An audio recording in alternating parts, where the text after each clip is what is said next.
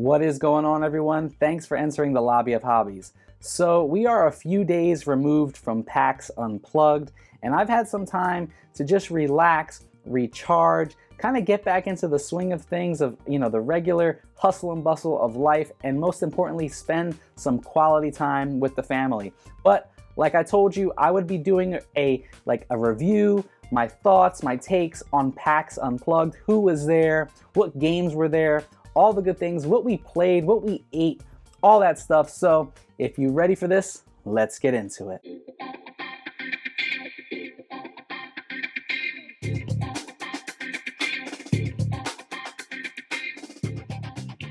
All right, so let's jump into this 2021 PAX Unplugged con experience. Now for me, the whole experience started the Saturday before the actual convention. My buddies Jeff and Jamie, who run Foster the Meeple, had flew into Philadelphia, and I was able to get together with them to have some dinner. My wife and my daughter came along, and it was honestly just an awesome experience. It was almost as if friends or family who had not seen each other in months or years were finally getting back together again and just kind of picking up where they left off. For my wife and daughter to never have any interaction before with Jeff or Jamie, but for it to be just this welcoming, family atmosphere, it was just great. They brought my daughter a little baby Yoda doll that my daughter, of course, she's very stern, very closed off when she meets someone for the first time. But for her to just open up and kind of just enjoy their company, and at the end of the night calling them tío or titi, and for those that don't know, that's Spanish for uncle and aunt. She actually fell asleep with that baby Yoda doll, but it was an awesome experience. After dinner, which we had some dim sum, Jeff and Jamie loved it, and I know that they loved it because they told me that they went to it 2 other times while they were in Philadelphia. But afterwards, we went to a tea and dessert spot where we just got a chance to just relax and continue to converse, and we played some Shards of Infinity. It was the game that I introduced them to, which they eventually bought at the convention. So, sorry guys for that purchase, but I know you guys will continue to enjoy it. But yeah, that's kind of how the convention started for me. That was the experience. Flash forward to Thursday, where that's kind of setup day for the convention. So publishers were there getting everything set up, but also in the evening there was a meetup. But during the day, I was able to get together with my buddy Isaac from Gaming with Sidekicks, Jeff and Jamie again, as well as Ilya and Tyler, who run Kavre, and we just got a chance to just enjoy the city of Philadelphia. We went over to the Liberty Bell as well as Independence Hall, where the Declaration of Independence was signed. It was just an awesome experience to be able to share that friendship with them, to be able to introduce people from different channels who had never met, to be able for them to get together, and then you find out that later on during the convention they're meeting up at other points and just having a good time together. So this was it was a humbling experience to be able to meet friends that you had been introduced to online from whoever may have introduced you to begin with, but then coming together all as one to just fellowship around something, a hobby that they enjoy. And that's kind of how it was for that Thursday, which kind of led way and transitioned into I guess you call it an industry networking event that was in the evening. This one was run by Steve, who was formerly retired from Stronghold Games. They call him the Podfather. Him and Rachel Blasky of XYZ Labs, Game Labs, they put together this industry meetup where there was a bunch of content creators and publishers, designers in the building to be able to just network and talk with one another. But like I said, there were so many different people from all walks of life who had never met, and this was the first time they were meeting, and it was almost as if we had all already known each other. We had all had been friends who have met before. So that was a great time to just talk and just cut loose with people and meet them for the first time and say, hey, I've seen your work, or I admire your work. But just to be able to have that time and fellowship, and this is just pictures of some of the people that we got a chance to just sit down and talk with, and that kind of segued over. A group of us had went over to a hotel lobby. I think it was Bob from One Board Family, my buddy Isaac, Ilya and Tyler, Jesse from Quackalope, Jeff and Jamie were there, also Risa from Calliope Games. We were just, gaming. Derek Funkhauser and Lizzie Funkhauser were there. We played some games of Green Team Wins, which is going to be a new party game that you need to watch out and look out for coming next year in 2022. We played some Super Mega Lucky Box. I was introduced to a game for the first time called Fuji Flush, which is an out-of-print game, a card game from Friedman Freeze that I immediately went online and got a copy of it, made sure that I ordered that, because that game, we had a blast. So this was like, this was even day one of the convention, and we were just having a blast and having a good time fellowshipping. And this kind of transitions us into what the amazing convention was going to have with day one. What's going on, everyone? We're live in Philly for PAX Unplugged. This is the morning of day one. We're gonna take a walk down to the con. Obviously, you see city's buzzing, as it always is. All right, this is my local con, so I'm excited to see what's gonna kind of change this year with, you know, the whole pandemic going on. But I'm excited for this one. Let's check this one out and let's get into it.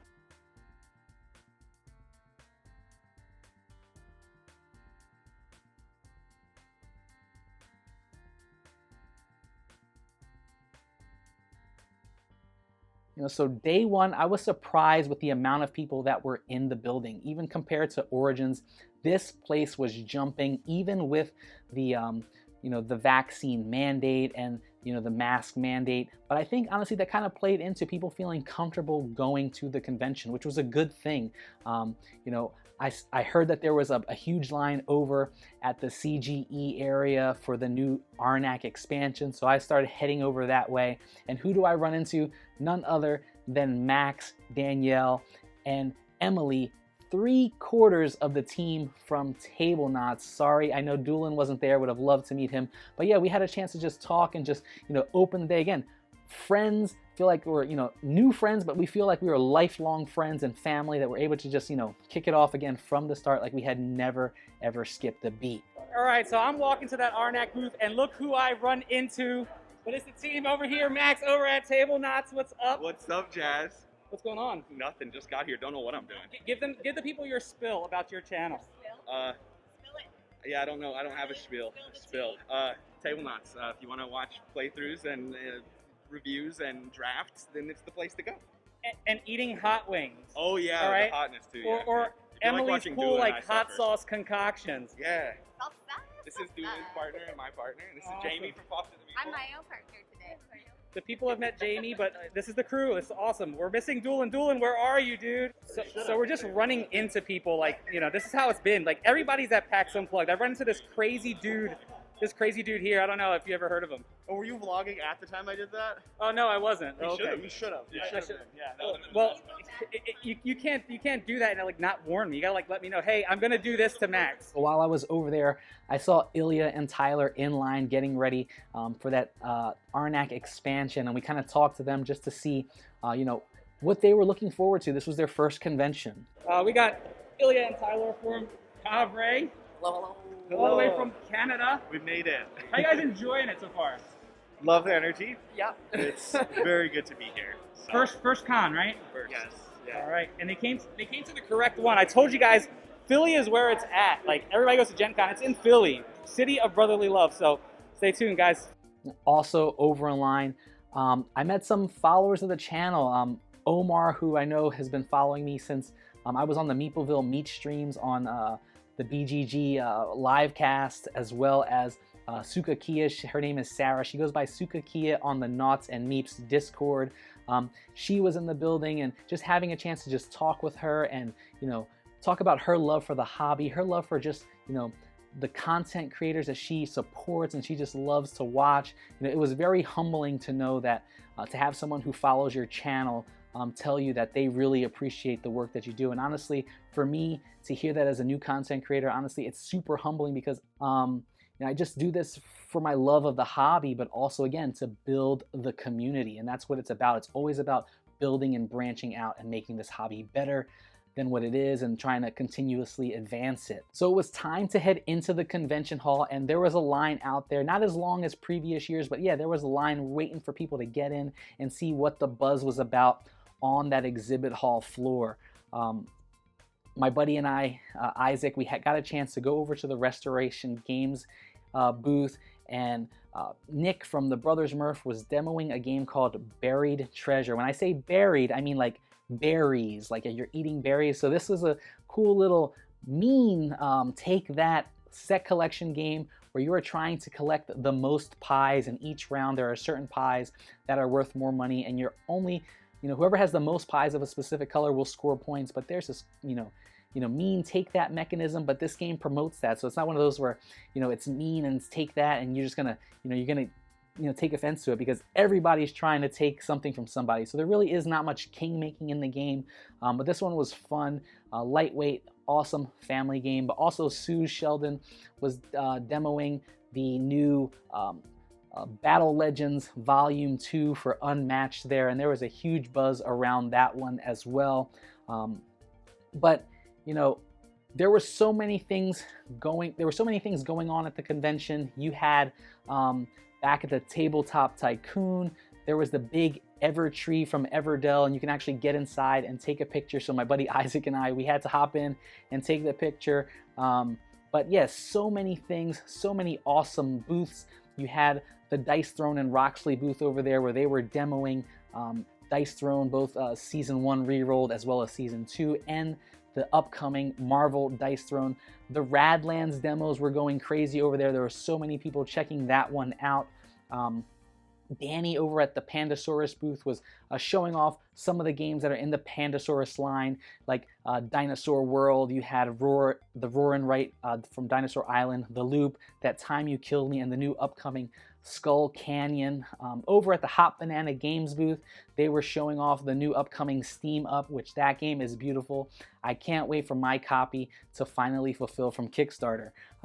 Over at Weird Giraffe Games, I ran into Luna, the Aspie gamer girl who was running demos over there. At the Inside Up Games booth, you had the prototype for Block and Key, which is one that I got a chance to check out. This is this three-dimensional puzzle style abstract game that if you like things like Tetris but in a three-dimensional setting, this is one you really need to check out and keep your eye on. I believe there are some late backings on this one. But the big I guess booth to visit that everybody was kind of wondering what everything was about was that Funko Games Prospero Hall booth, where they had this huge Jurassic World display where they were showing off the upcoming Jurassic World Legacy game that is going to be coming out in March of 2022. Well, there was so much buzz around this. This is one that is going to have so many of your favorite characters like John Hammond and all those other characters that you love from the Jurassic Park universe, but also some new characters going to be coming out along the way. This is one that it is afterwards you're going to have a uniquely replayable game. But when I asked them, is this game going to be one that only the people who experience the campaign are going to appreciate? The answer I received was no, that they are doing everything that they can to make sure that the replayable experience afterwards can be enjoyed by people who never experienced the actual Legacy campaign to begin with. So I'm excited to see what's going to be coming from that one, Q1 of next year when it hits Kickstarter. Over at the Bezier Games booth, my buddy Brian was helping out. He's a local buddy of mine, but they were demoing games like Maglev Metro. From what I understand, that one sold out at the end of the convention, so that one was really buzzing on the convention floor. I got a chance to sit down with AEG and demo a game that's going to be coming out from designer John D. Clare, who did things like Cubitos and Mystic Vale, and this one is called Rolling Heights. This is a city building game where you are, going to be rolling meeples, and I said it, rolling meeples, and depending on how your meeple lands, it has a push your luck element in that rolling aspect, similar to Cubitos, where you're going to be gaining resources from your rolled meeples that you're going to be using those to be able to build the different buildings and structures on your tiles that you're placing out on the board to score points. So this is definitely one, if you are a fan of John D. Clare's designs, that you are definitely want to keep your eyes out when it hits Kickstarter next year. We also ran into Jeremy Howard from Man vs. Meeple and Jambalaya Games. We got a chance to talk with him and just, cut loose and just, see what he was excited for the convention as well. Later that evening, we had a chance to go to the Haba Games event, where they were hosting an event that catered to games that had never made it from Europe over into the United States. Just kids games that were just light fun, people were having a blast playing them. We got a chance to sit down with Monique, Naveen, Ilya, and Tyler, Jeff, and Jamie, and we played a neat little game that's kind of similar to one from the Op called Astro Trash. I even believe Luna from Aspie Gamer Girl was there with us. So later that evening, we got a chance to go over to an event that was being run by Haba Games, and this was about games that had never made it from Europe over into the US, and they had some pretty neat children's games there. We got a chance to sit down and play one with Ilya and Tyler, Monique and Naveen, I believe Luna, as well as Jeff and Jamie, and we had a blast just, you know, trying to play this game. It's one that was similar to, if you've played it from the Op, called Astro Trash. So this had that similar feel. But then later on, we got a chance to go over to another table, and Monique and Naveen taught me Six Nymph for the first time. I know some others had played it before, but we had this huge game of Six Nymph that was pretty, you know, it was just a hysterical game, and I forget who wound up coming out. I think it was Luna who wound up winning, but, you know, it was just a great time. And from there, we transitioned back over into the main gaming hall where we played games like Super Mega Lucky Box, some more Green Team wins. Again, I told you this one is going to be coming out next year from 25th Century Games, so keep your eye out on that. I also was introduced to Llama, which you saw in my previous video, which I got a chance to pick up as well from Amigo Games.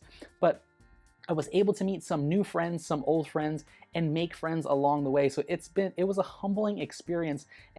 You know, and this was only day one of the convention. There was so much going on, and we just had a blast along the way. So transitioning into day two, I was joined by my better half, my wife, Delilah, who, you know, I was introducing her to a con for the very first time, and she was gladly accepting of the challenge. She wanted to see what all the buzz was about. Every time I come back from a convention, I'm always raving about the games that I played, the people that I met. So this was her time to experience it. And again, more on a chill level, because it wasn't as, you know, busy as it would normally be when it's not during this COVID pandemic. All right, so day two. All right, day two, PAX Unplugged. We're here. Right, gonna go take a walk through, kind of get a chance to see what we missed, kind of see what we're gonna do today. But got a special guest with me today, of course. You might have seen her, all right, before. This is my wife, Delilah. Delilah, say hi. How are you guys? First convention, huh? Yes. All right, so we're gonna see what it's all about. Exactly, we're gonna see what this is all about. Let's take a walk through before everything opens up. Let's see what the mad rush is when it does start filling up. All right, see you guys later. All right, so Saturday, the con is open. We're 5 minutes into the exhibit hall opening up. We're gonna obviously see people behind me now. It's not as busy as it normally is with PAX, but I'll tell you, this has been busier so far than Origins was. So we're gonna continue walking through, check out some games, you know, find out what's the hotness here. Merchants of the Dark Road has been the hotness so far. People have been flying off the shelves like that, but we'll see. We got a chance to check out a game called Blinks, which is a little game system of these interconnecting lights that each one has a different game stored in. So it was pretty cool. It's a game that you can travel with. I think it's a game that is really going to be able to touch a market of people who are non-gamers, as well as gamers as well, who are looking for some easy, lightweight travel games that have a different twist. We went over to this booth that was designed for, you know, mostly kids games. They had a game called Match, which is almost like this three-dimensional, I guess, Connect Four, where you're pushing out these blocks, these six-sided blocks that have different pictures of various IPs, like Disney princesses, Frozen, Super Mario Kart, and you're just trying to get a match of 5 different characters to win the game. I think this ranges from ages 4 and up, but this is one that we immediately wanted to check out because we know our daughter is attracted to a lot of those, you know, famous Disney IPs and whatnot. We got a chance to go over and check out a sneak peek demo of the upcoming Tidal Blades 2 from Skybound Tabletop. Now this one is a campaign style game that is going to be similar to the likes of Gloomhaven, Jaws of the Lion, with those spiral books that make up your map scenarios. But I believe I was over there with Isaac and Bob, as well as the Table Knots crew, and this is one that we had a chance to check out. If you can tell by the picture, Max is really digging this one. I know he is super excited to check this one out when it comes, I believe, sometime next year to Kickstarter. Thunderworks Games was in the house, and there's a lot of people at that booth checking out Cape May, which is a stunningly beautiful economic-based game.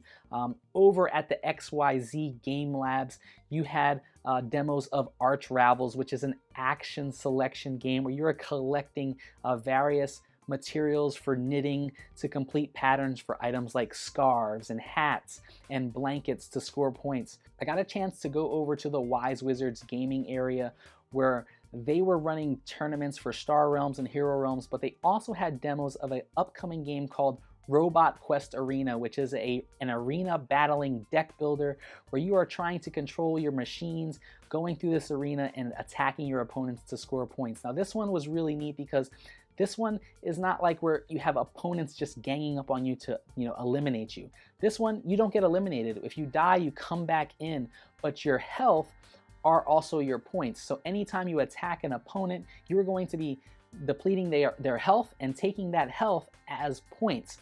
So we're here over at the Wise Wizard Games tournament area. We're playing the new Robot Quest Arena. Robot Quest Arena. All right. Deck building arena battle. Delilah over here. How you liking it so far, Delilah? Well, pretty fun. Definitely a different element to Star Realms, Hero Realms. All right, we're over here with Gerald. Hey, what's up? Shout out to New York City. NYC. He didn't know I was NYC. Listen, this is fun. It's a fun one. He's actually wrecking us. Not to lie, he's wrecking us. But this is a good one.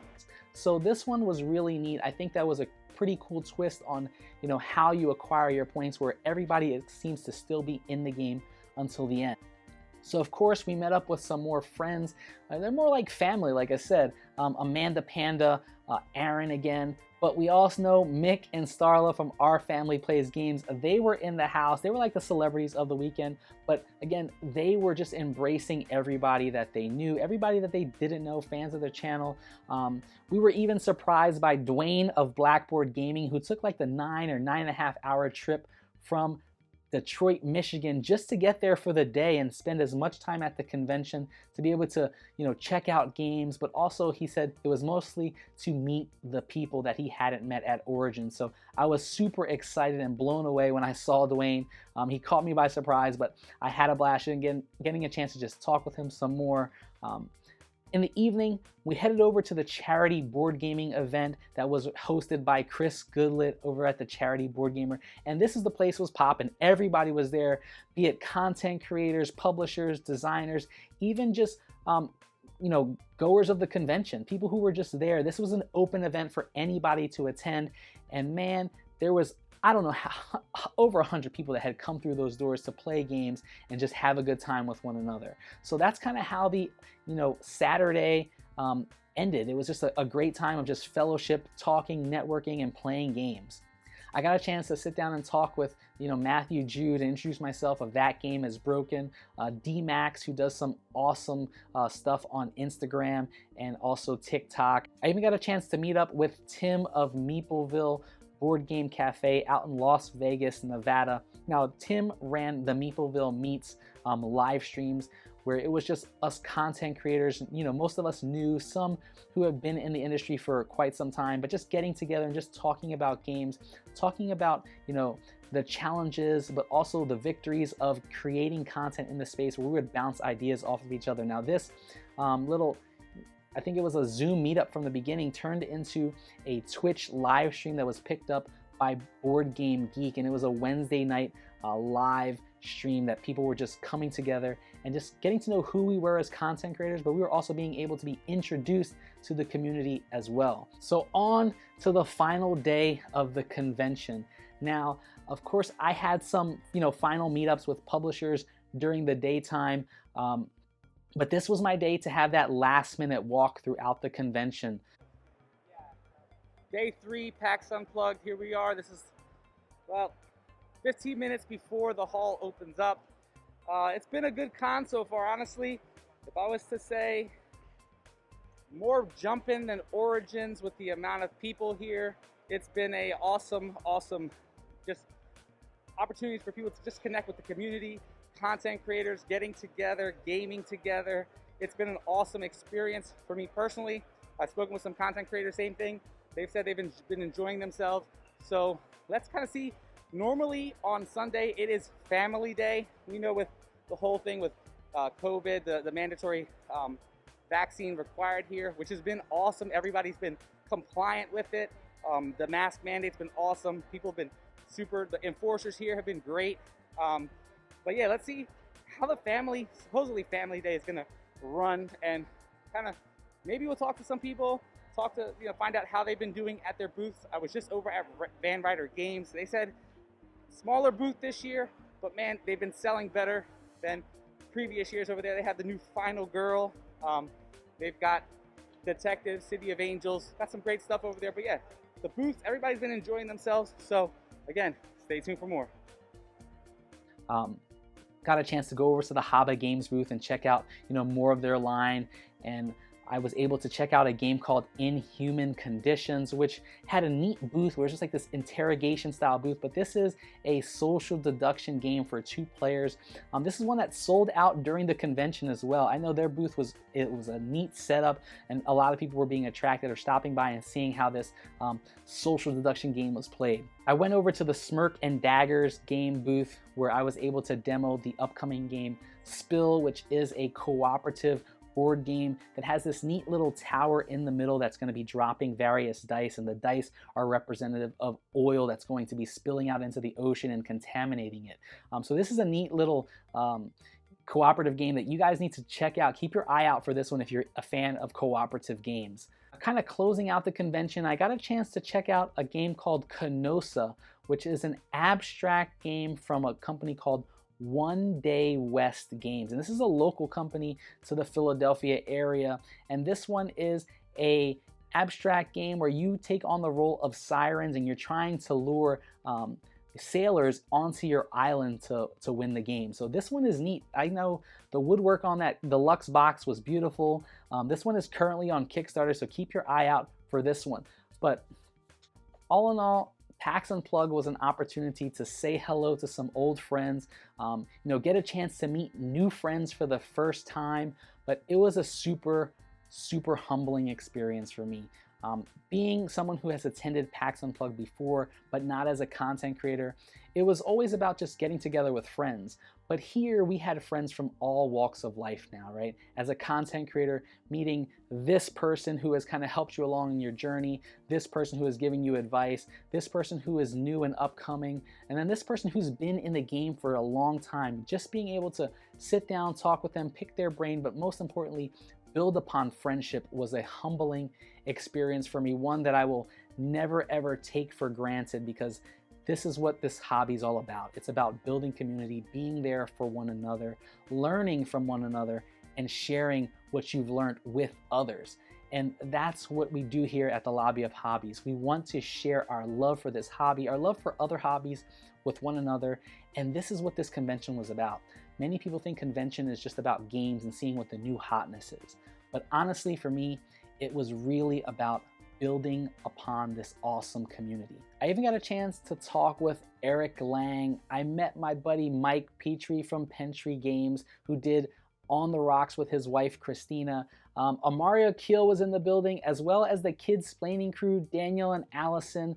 But there were so many awesome people in the building. I got a chance to round out my Sunday with a game of Furnace with Ilya and Tyler, as well as Benita. Now, I know Benita destroyed all 3 of us. All of our scores were close, but Benita just ran away with it. But Phil and Raina from 1 Minute Board Games were there as well. But it was just an awesome, awesome time. So there you have it, PAX 2021 in the books. And honestly, I cannot even begin to describe the feelings and the emotions that have come over me this past weekend. From seeing old friends that I had not seen in such a long time, to the new friends that I was seeing for the very first time, building on those friendships that I know will last a lifetime. It sounds cliche, but yes, we are like family, and this hobby, while the games are great, what's most important is the lasting bonds and the community that you're building at the table. I would challenge you, if you've never been to a convention before, that's what it's about. It's about building the community. So I would say, if you can, at least go to a convention, even if only for one day, so you can see what this hobby truly has to offer when you get people at the table. You know, I just honestly want to thank you guys for stopping through and just, you know, going over through this rundown with me. If this is your first time here at the channel, why don't you hit that subscribe button along with that bell icon? That way you can be notified anytime I drop new content. But down in the comments below, let me know, have you been to a convention before? Let me hear some of your experiences. Or maybe you're on the fence about going to a convention. Let's talk down below. But without further ado, I'll see you on the next one.